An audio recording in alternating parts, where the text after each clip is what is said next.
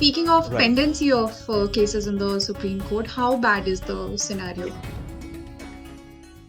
Or good? Well, better I not share I would say it's far away from good, Shreya.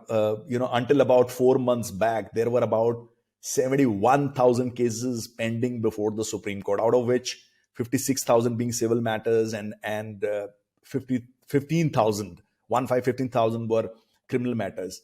Out of these cases, Shreya, you'll be surprised to know that nearly 11,000 are awaiting disposal for over 10 years, with 42,000 cases pending for less than 5 years and about 18,000 being between 5 and 10 years. Now, nearly 60 lakh cases, 6 million cases are pending in the 25 high courts across the country. Going by the figures which are just 6 months old, I mean, these are the figures which are 6 months old, and I'm sure the numbers has risen only, it hasn't come down. The number of backlogs in the subordinate courts is whooping.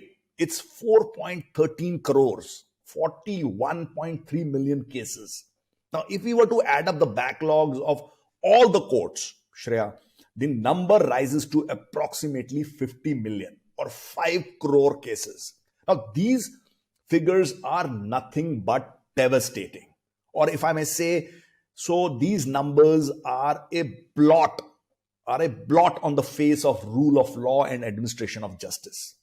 And let me quote from one of the online sources.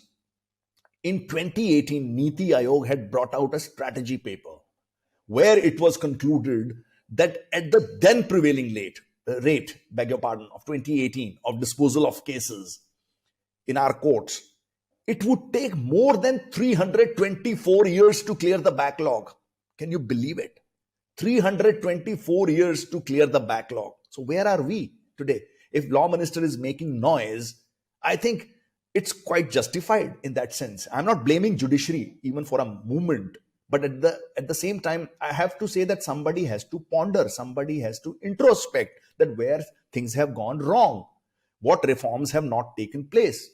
And the pendency at that time when Niti Aayog did this 2018 research, it was 29 million cases. Now, cases that had been in courts for more than 30 years, numbered about 66,000 in December 2018. By January 2021, it had risen to more than 60%, to 1 lakh plus cases pending for more than 30 years. So it is definitely a horrific, terrible scenario. Now, what do these facts and statistics demonstrate? I mean, it demonstrates something is seriously wrong, as I just pointed out somewhere, and we must acknowledge it with all honesty, candidness, and magnanimity. Judiciary won't become small if it was to acknowledge that where we all have gone wrong. We won't become small by this sincere confession. Now, having said that, somewhere I feel that judiciary did not reform itself as much as was need of the time and society. The judiciary cannot survive in vacuum. It must change and recast itself, so as to meet the changing norms and values of the society, changing needs of the society. Now, lack of reforms have stifled growth because separation of powers is there in India, and it is not a model which is watertight. So I mean, it has a system of checks and balances as well. So I think somewhere we have missed out something, and which we need to identify.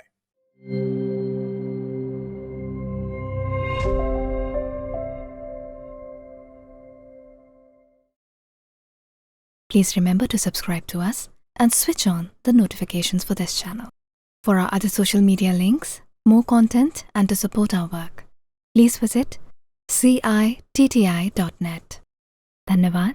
Namaskar.